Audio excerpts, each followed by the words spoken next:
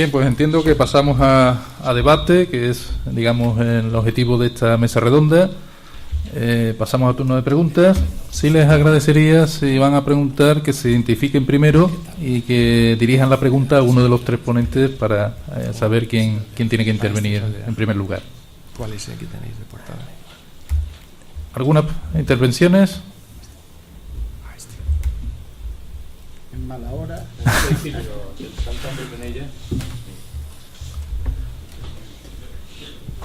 Sí, José Antonio. Sí. Hola, José Antonio Rosendo, del Departamento de Ingeniería Eléctrica. Era una pregunta al último interviniente en relación a este círculo vicioso que aparecía, que ha comentado en la empresa distribuidora, en relación a la aparición del autoconsumo y de la necesidad de contribuir a los costes del sistema. Lo que quería preguntar era si ese círculo siga, o existen mecanismos para que siga apareciendo ese círculo vicioso en el caso de que el coste que el consumidor paga por potencia contratada estuviese bien valorado. Es decir, cuando en la tarifa ya está incluido que la disponibilidad por mis 5 kilovatios ya está bien pagada y la retribución de la distribuidora debe basarse en suministrarme esos 5 kilovatios cuando yo quiera. Si eso está bien valorado, ¿en qué le afectaría que yo que yo fabrique mi propia electricidad? Yo creo. Bueno, muchas gracias por la pregunta. O sea, la cuestión es, yo he terminado un poco diciendo que la sustancia de que las cosas... Vamos a ver, el tema no se puede plantear como un problema de... A veces empieza por siendo ideológico, luego aparecen los lobbies, los que están más afectados, los que no están afectados. Y el problema ha sido que la tarifa siempre ha sido un instrumento bastante político, porque la tarifa al final, que es lo que pagamos, incluye un escandallo que se llama en español de costes, que es bastante numeroso. Entonces, cuando tú no tienes una metodología objetiva para trasladar esos costes de acuerdo a lo que son esos costes al consumidor final, y que el consumidor final en su factura pudiera determinar exactamente cuáles son de esos costes los que están primero indexados al kilovatio hora y cuáles están indexados a tu consumo en potencia pico en determinadas horas, y cuáles otros, por mucho que tú hagas de una forma o de otra, no se mueven, por lo tanto deberías de pagarlo casi por ser un consumidor, y para ahí existe lo que se llama un cargo fijo en muchos países. Mientras no exista esa metodología, el tema siempre va a estar abierto, porque cuando uno hace un cálculo local de decir, oye, por kilovatio hora, ¿qué es lo que te cargo por kilovatio hora? Pues empiezas a meter en el kilovatio hora, hombre, vamos a meter parte de las redes, porque es que las redes algo tienen de kilovatio hora. Vale, si metes algo tiene que estar plenamente justificado. Por ejemplo, las pérdidas es un típico concepto de redes que va por kilovatio hora. Pero no me puedes meter, pues por ejemplo, los costes fijos de las redes tal cual en kilovatios hora, que son un montón. O no puedes meter, por ejemplo, el déficit, que actualmente son del orden de 3.000 millones de euros en un volumen total de 20.000, que no es poco. Pues no puedes meter el déficit también por kilovatio hora, porque cuando yo neteo un kilovatio hora, automáticamente dejo de pagar mi contribución a ese concepto.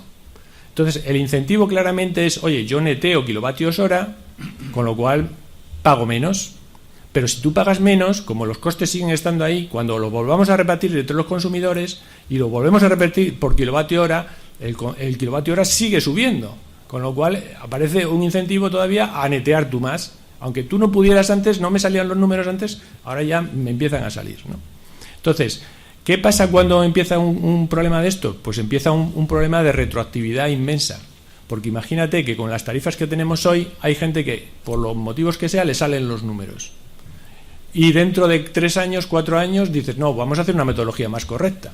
Entonces, toda esta gente que invirtió con unas tarifas, con unos esquemas de posibilidad, te van a venir a decir, oye, ¿Cómo me cambias ahora el sistema tarifario?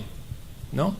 Entonces, en España no tenemos una metodología de tarifa transparente que te esté localizando estos costes y que digas exactamente tal. Nosotros estamos trabajando en un estudio que lo que trata de ver es la pregunta que comentaba antes Antonio, descentralizado frente centralizado. Si eso lo evalúas desde el punto de vista de los kilovatios hora, cuando tú tienes modelos y tienes análisis y tal, es bastante fácil, porque de verdad que el kilovatio hora sí es una commodity. Tú sabes exactamente si generar un kilovatio hora en la red de baja o generar un kilovatio hora en la red de transporte. La diferencia de precios se debe fundamentalmente en energía a dos conceptos que hace ya más de 20 años se discutieron en la teoría marginalista. Y uno es cuánto te reduces las pérdidas marginales y cuánto te reduces las congestiones que tengas en el sistema por redes. Si esa diferencia no justifica el que las economías de escala que tú tienes en transporte sean mejores que las economías de escala que tienes en distribución, económicamente no se justifica estar descentralizado. Podrá haber otros factores, pero desde el punto de vista de producción única y exclusivamente de energía, no se justificaría. Entonces, ¿hasta dónde los subsidios que estamos haciendo, hasta dónde las medidas que se están haciendo son eficientes hoy, mañana y dentro de 20 años? Tiene que ver mucho con todos estos conceptos de costes y cómo se llevan estos costes a los consumidores finales, que al final son los que pagan todo. Ese es el tema. ¿Puedo decir? Sí. Bueno, es que esa pregunta es muy técnica y, bueno, tiene mucho de económica, como Tomás ha dicho, pero es muy técnica también. Empezando por un poco... insistiendo un poco en lo que ha dicho Tomás, todos los monopolios, él lo ha dicho, tiene costes hundidos, costes en que incurren las empresas que porque el Estado les concede ese monopolio y la distribución y el transporte un monopolio, no estamos hablando de la generación ni la comercialización. Entonces ese monopolio tiene una serie de costes que tienen que recuperar en una serie de años, ¿no? Y hay una serie de renovación de equipamiento, etcétera, una serie de inversiones y de costes hundidos, ¿no? Eso por un lado. Y también como monopolio hay subsidios cruzados, es decir, el kilovatio instalado en baja tensión en donde tú y yo vivimos, en Valencina, no es lo mismo, o sea, el coste de llevar de eso no es lo mismo que el kilovatio en un sitio de los Remedios a 20 metros del centro de transformación o una zona rural a 6 kilómetros, a 5 kilómetros del centro de transformación. O sea, estamos promediando, son costes medios, no son costes, a diferencia de los costes horarios de la energía, que podemos seguir el coste instantáneo. En el coste geográfico, digamos, en la distribución, no tenemos en cuenta los nudos, o sea, el sitio donde estamos. Por tanto, algunos estamos subvencionando, igual que en la declaración de la renta, el kilovatio contratado de otras personas, de otros consumidores. Porque se establece así, porque de hecho eso fue un problema muy importante en los Estados Unidos en el principio del siglo XX, cuando las compañías eléctricas no tenían incentivo alguno para invertir en redes rurales en zonas muy lejanas, porque o las telefónicas en España cuando queremos llevar el teléfono a la sierra de no sé dónde, pero como Telefónica era un monopolio en los años 60, tenía la obligación de llevar el teléfono a no sé dónde, y los consumidores urbanos pagábamos el teléfono de los consumidores rurales. Es decir, hay costes hundidos, subsidios cruzados y estamos trabajando con valores medios. Eso en primer lugar. Y luego, en cuanto al punto de vista técnico, no es lo mismo, que lo que más me importa, no es lo mismo un consumidor pasivo como lo que hemos tenido hasta ahora, donde hay una serie de coeficientes de simultaneidad y de características de la demanda que hacen que las instalaciones se dimensionen de una determinada forma, sabiendo que en el agua arriba, en los centros de transformación, no va a haber un coeficiente de simultaneidad mayor de, 0,3, que tener, por ejemplo, un consumidor activo, un prosumidor que tiene una placa fotovoltaica donde el sol brilla para todo a la misma vez. Es decir, la simultaneidad de la generación distribuida puede ser 1 y, por tanto, las redes son insuficientes y hay que reforzarlas. Por tanto, no es lo mismo consumir un megavatio como se consumía antiguamente, un kilovatio como se consumía antiguamente, tal, que inyectar un kilovatio todo a la vez. Eso o por ejemplo las pérdidas crecen no son lineales, crecen con el cuadrado. Entonces las pérdidas durante el mediodía con la generación fotovoltaica son más que lineales, crecen mucho más que si esa misma potencia se consumiera como se consumía antiguamente. Por tanto, el perfil de consumo cambia radicalmente y las redes no están pensadas y dimensionadas para eso, sin entrar en otros considerando de tipo más técnico todavía, como son las protecciones, los flujos inversos y una serie de temas más que tú conoces igual que yo. Es decir, yo pienso que efectivamente es un tema muy complicado, de difícil solución técnica, y que si al final vamos a valores medios como estábamos teniendo ahora, pues un poco lo que está ocurriendo, que todos tenemos que contribuir al sostenimiento de esos costes fijos, de esos monopolios que son las redes de distribución y de transporte. ¿Alguna otra intervención, si queréis? Bien, ¿más preguntas? ¿Alguna otra pregunta?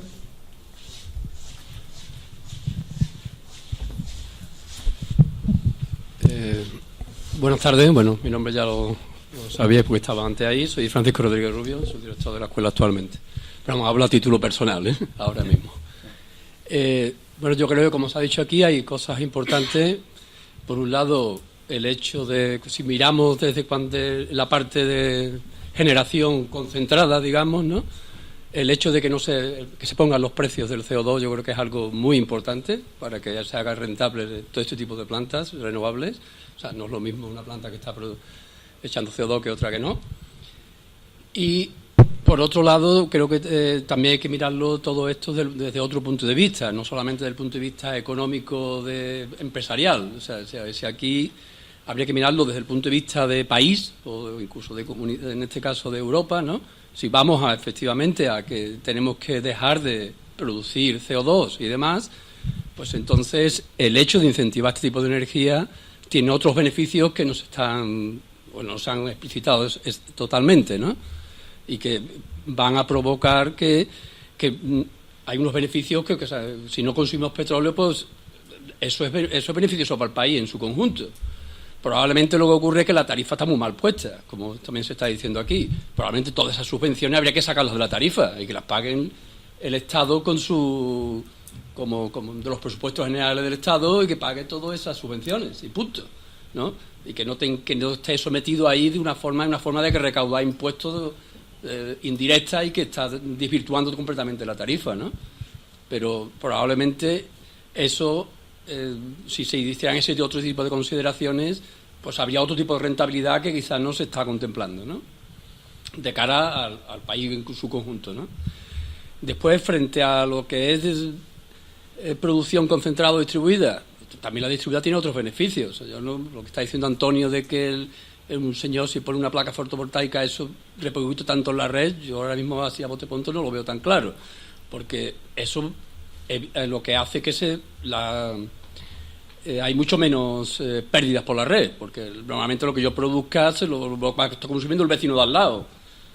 No va a ir tan lejos, creo yo, ¿no? Esa energía no tiene que pasar por tanta red. No veo yo cómo eso va a afectar tanto, ¿no? Si fuese masivo, sí, pero en una escala mediana, digamos, yo creo que eso no afecta tanto. Por lo menos así como un análisis simplista, ¿no? Probablemente tú, que tienes mucho más conocimiento, me lo puedes aclarar, ¿no?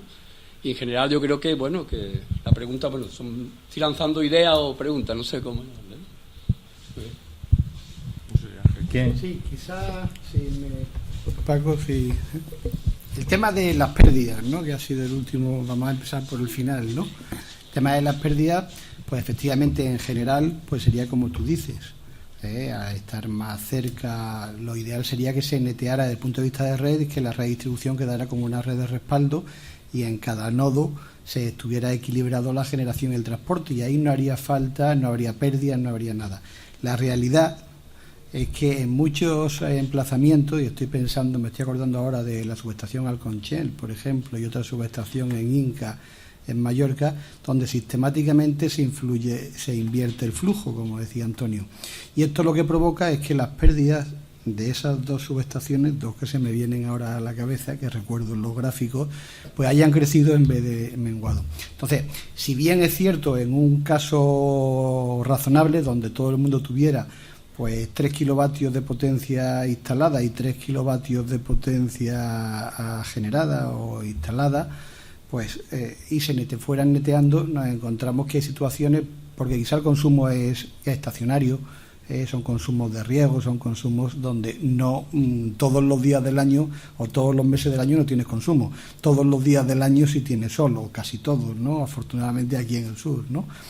Eso por una parte. Entonces, el mito de que la generación distribuida disminuye las pérdidas, pues unas veces sí, otras veces no, depende del caso, y habría que calcular para hacerlo bien la contribución a cada uno, ¿no? El tema de la red, la demanda de red, pues que se netee o no se netee un señor, las implicaciones sobre las necesidades de red pues son las mismas. Lo que depende, como comentaba antes Tomás, es de la aportación de su contribución a la punta. Entonces lo que habría que regular mejor es cómo se reparte, no tanto el consumo, que es lo que dice el informe del RIM, no por kilovatio hora, porque si tú consumes 1 kilovatio en una hora donde yo no tenga que desarrollar más instalaciones y donde no tenga que quemar más carbón o más petróleo o más lo que sea, porque lo puedo cubrir por renovables, el coste marginal pues es cero. Es como ahora en los teléfonos móviles, que hay muchas tarifas, ¿no? O en el de casa, donde es cero, porque el coste marginal de la llamada para la compañía es cero. Entonces lo que habría que es rediseñar bien las tarifas, como comentaba antes Tomás, y ver cuál es realmente la contribución al coste. En el caso de la distribución es bastante neutro, porque esa instalación que no se hace, lo que se va a hacer es que no se reconoce, y si no se reconoce, ese círculo, pues no sé si es vicioso o virtuoso, pero sí es círculo. Si no se reconoce, no se paga, y entonces la tarifa baja. Entonces, cuantas menos instalaciones haga falta, se justifiquen, pues por flujo, por seguridad del sistema, por calidad de servicio, pues menor va a ser la tarifa. Lo que hay que ver es cómo se define la tarifa, no la tarifa global, sino el precio para el cliente, pues para dar las señales adecuadas. Sí, sí, bueno, ya aunque solo sea por alusiones, Paco, sí, vamos, efectivamente nosotros hemos estudiado un poco más eso, no hemos publicado nada, pero estamos en ello y he visto otras publicaciones de otra gente. Es un poco como tú dices, o sea, las pérdidas cuando hay muy poca penetración bajan ligeramente, porque efectivamente estoy hablando de fotovoltaica distribuida a nivel residencial o de polígonos industriales. Cuando hay muy poca penetración, efectivamente tienden a bajar un poco, no sé, con lo cual parece beneficioso, pero llega un porcentaje, que no sabría decirte ahora si es el 15 o el 20%, no tanto como parece, bastante menos, y ahora te diré por qué, en el que vuelven a subir otra vez. ¿Por qué? Porque si pretendemos que el sistema sea 100% renovable o que nos apañemos con la generación distribuida fundamentalmente, pues resulta que, dado que la distribución de la generación distribuida no es uniforme geográficamente, pues, por ejemplo, imagínate Sevilla. En Sevilla, los que vivimos en el Aljarafe, o en Sevilla Este, o en sitios donde hay mucha superficie, o en polígonos industriales, tendrán que generar más energía de la que ellos necesitan para poderla consumir en Pinomontano o aquí en Los Remedios, que hay bloques muy altos de 8 plantas, donde es imposible autoproducir suficiente para que todos los consumidores de esa zona puedan. Es decir, tiene que haber un trasvase de energía a través de la red de distribución entre una zona y otras zonas próximas. Es que la propia Alemania, como país, ya tiene en la hora del mediodía en determinadas horas del día, un montón de exportación fotovoltaica a sus países vecinos. Como país. Y en Alemania, a diferencia de España, casi todo es distribuido, es decir, pequeñas instalaciones fotovoltaicas. El 80% son instalaciones sobre tejado, no tan pequeñas porque son de industria y tal, pero vamos. Es decir, ya en Alemania, a nivel de país, se está viendo ese fenómeno. No solamente la red de distribución, es que llega a influenciar los flujos de potencia de la red de transporte. Eso por un lado. O sea, la asimetría o la falta de uniformidad, homogeneidad geográfica hace que tengan que fluir energía de un sitio a otro y las pérdidas aumentan, porque por lo que te decía del factor de simultaneidad. Pero es que además hay otro tema, que es la falta de homogeneidad socioeconómica. Es que resulta que los que posiblemente puedan hacer eso son los que tienen más poder adquisitivo. Es decir, los que pueden pagarse 6.000 euros o lo que sea para ponerse no sé cuántos kilovatios de potencia en el tejado, generalmente son los que tienen una superficie mayor, una casa más grande y por tanto más espacio y más poder adquisitivo.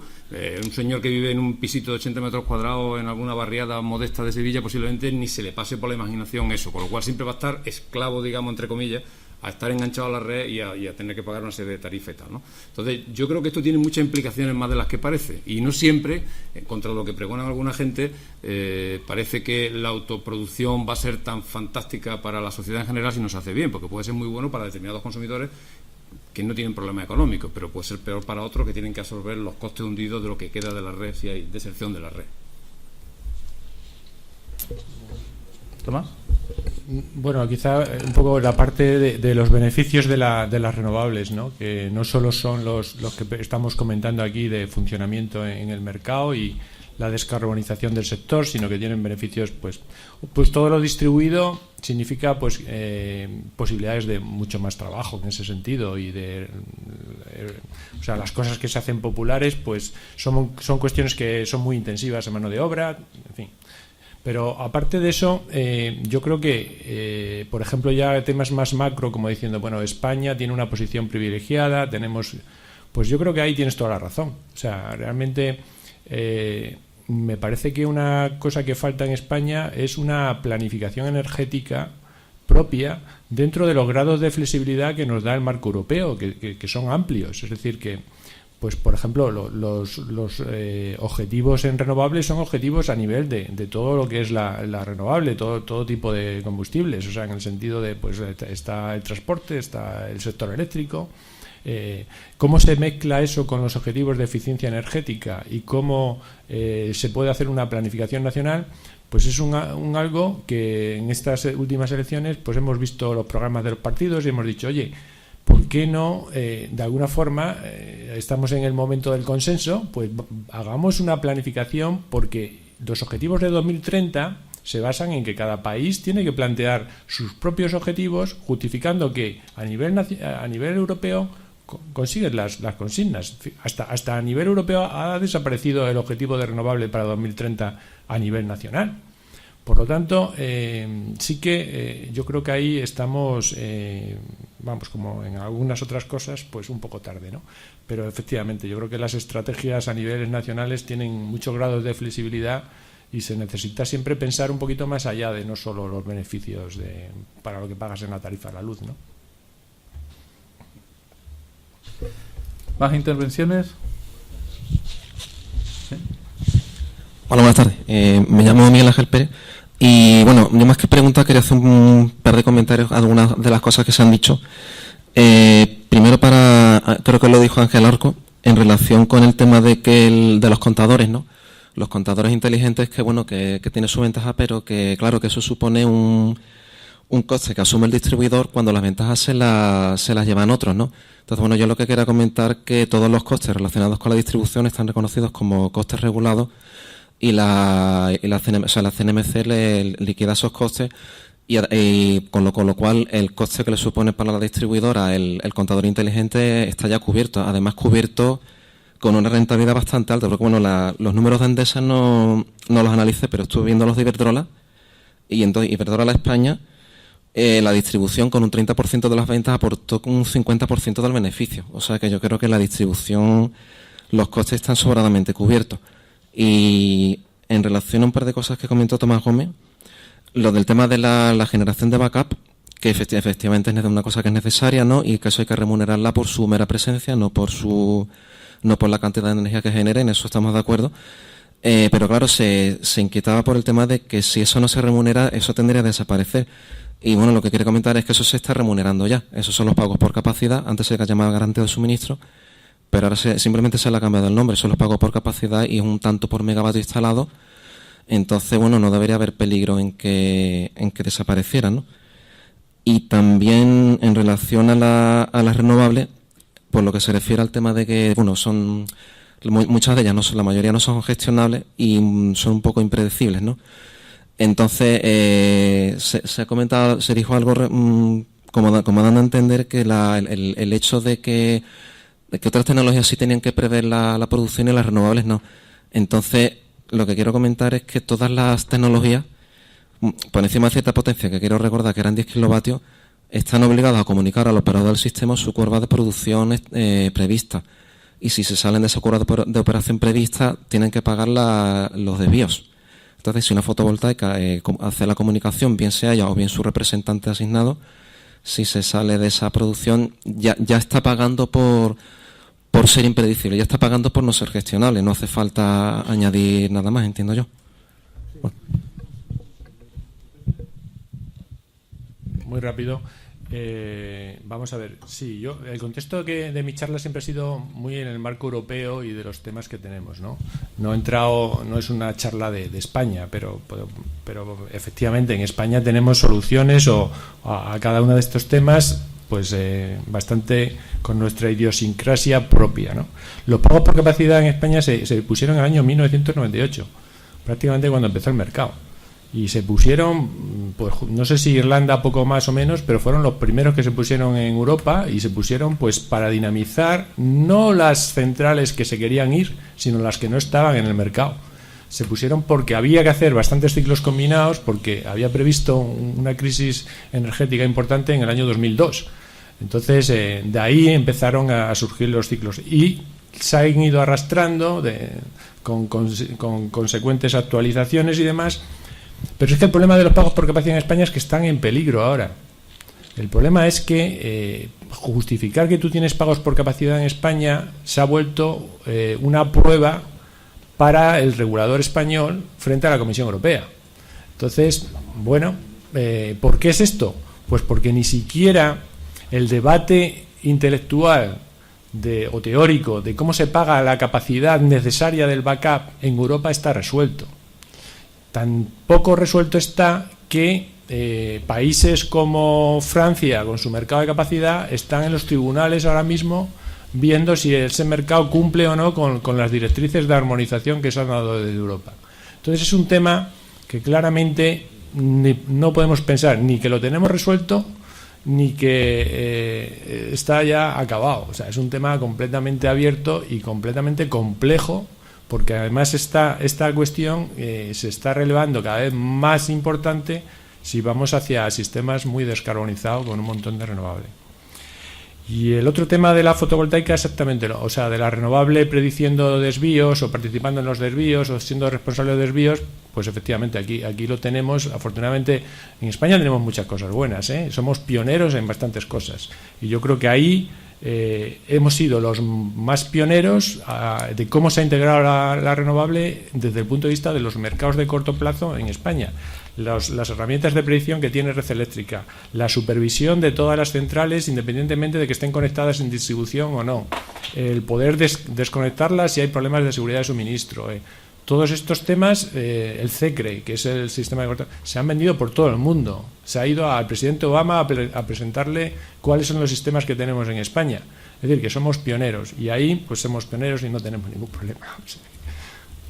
Yo solo quería comentar al hilo de una cosa que no ha salido aquí. Yo pensaba que iba a sacarla a Tomás, pero creo que no ha salido, por lo menos con el cariz que yo le quería. El tema de los mercados de capacidad, que como él bien dice es muy antiguo y en España fuimos pioneros. En realidad, en presencia masiva de generación renovable, y yo he puesto una gráfica de gradiente horario máximo, estamos hablando de gradientes de carga que en una sola hora, parece ser que en 2030 en Alemania podría cambiar el 30% de la potencia punta, que es una barbaridad.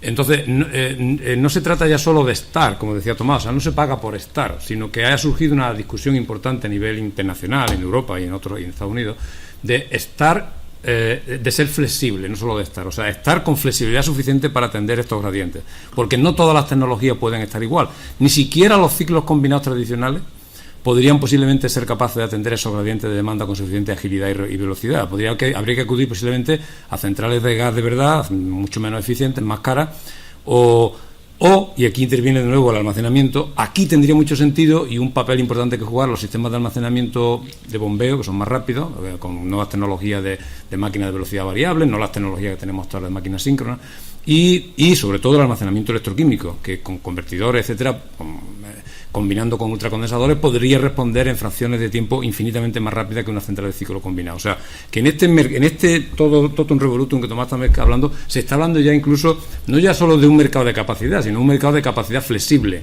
De momento no sé si lo hay, porque lo que se necesitará en el futuro es capacidad flexible. Una nuclear tiene mucha capacidad, pero no vale de nada en este contexto de reacción rápida.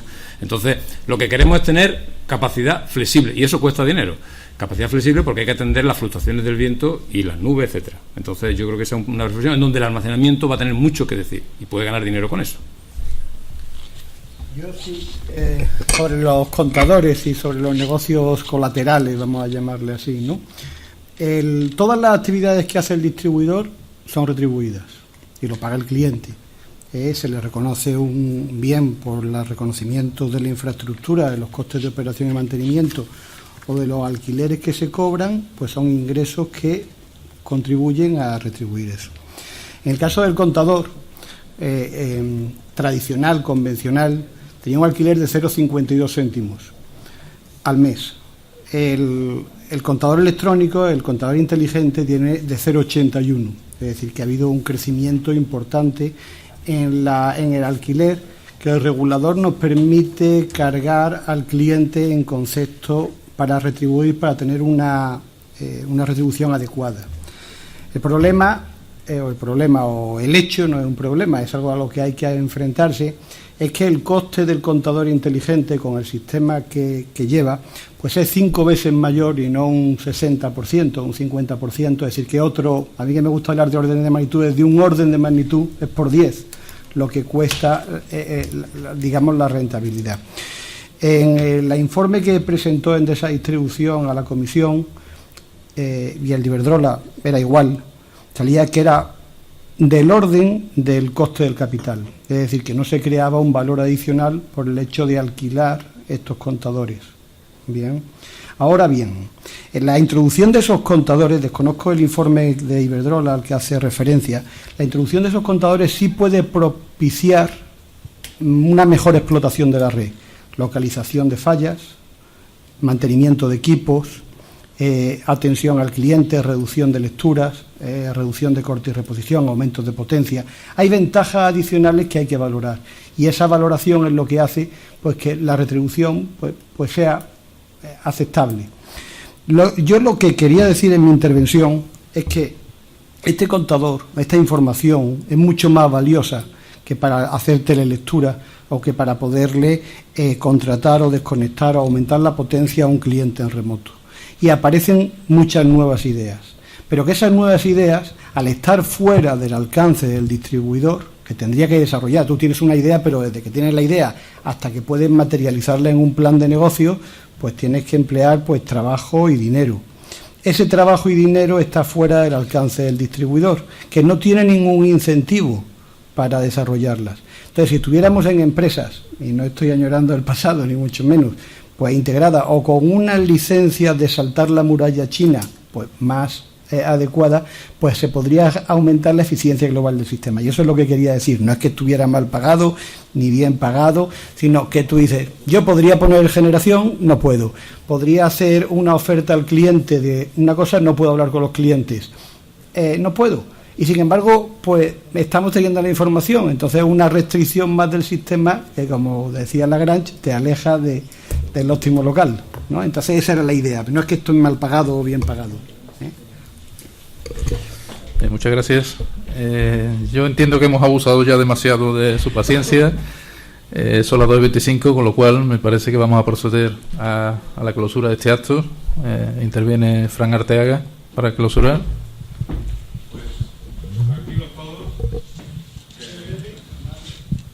La va a ser enormemente breve. Algo se ha caído. Yo solamente agradecer a todos vuestra participación en esta jornada. Yo creo que se han sacado conclusiones interesantes. Quizá tener presente que la visión del mundo maniqueísta de unos malos, otros buenos, unos grandes, otros pequeños, unos renovables, otros no renovables, es algo que no es tan así, no es tan absoluto. Yo creo que todos, por definición, perseguimos el bien y lo que podemos tener distintas formas de enfocarlo, y que se ha confirmado una vez más que es fundamental que haya unas señales regulatorias de precios adecuadas para que no se distorsione la eficiencia del sistema en su conjunto, que es lo que todos buscamos. Porque, por poner un ejemplo y no extenderme, Paco, no se trata de autoconsumo o no, se trata de si será mejor hacer muchas plantas distribuidas de autoconsumo o grandes plantas fotovoltaicas que tengan economías de escala, cuyo coste, sumado el transporte, la distribución y las pérdidas, compare con el precio, el coste de producir en autoproducción. No a comparar el coste de producir con autoproducción con una tarifa de baja tensión que puede tener, como bien decía Tomás, costes que no tienen nada que ver con el sistema. Es decir, hagamos bien las cuentas, tengamos señales de precio y de coste claras para que, incluyendo derechos de emisión y todo lo que tenga que tener el sistema, para que el conjunto sea óptimo. Y después ya veremos quién tiene que soportar los costes, como se decía aquí por parte de Tomás, que creo que lo ha dicho y también apostilló después Antonio de una forma muy clara y muy valiente, que a lo mejor la señora que vive en un quinto piso, en un piso de 50 metros cuadrados, pues no tiene que estar pagando, por ser parte del club de los que están conectados a la red, más dinero cada vez por cuota de potencia, porque vayan muchos saliéndose del sistema. Pero en fin, no quiero ahora abrir el debate de nuevo, solamente a modo de ilustración de lo que, al menos para mí, es una punta de iceberg y un ejemplo de lo mucho interesante que se ha comentado hoy desde todas las ópticas, y también agradeciendo especialmente las intervenciones que ha habido desde el público, que no han sido muchas por la hora que es, pero que han sido muy interesantes y muy valiosas, y que seguro daría para muchos y muchos debates muy instructivos, muy enriquecedores, y que seguro que se producirán en el futuro. Por último, simplemente también, además de agradecer a los presentes, a los que habéis estado como participantes, pero más del lado de la audiencia, a los ponentes, y para terminar, ya que hemos sido parcos durante todo el desarrollo de la sesión, pues os pido para terminar para ello un aplauso. Muchas gracias.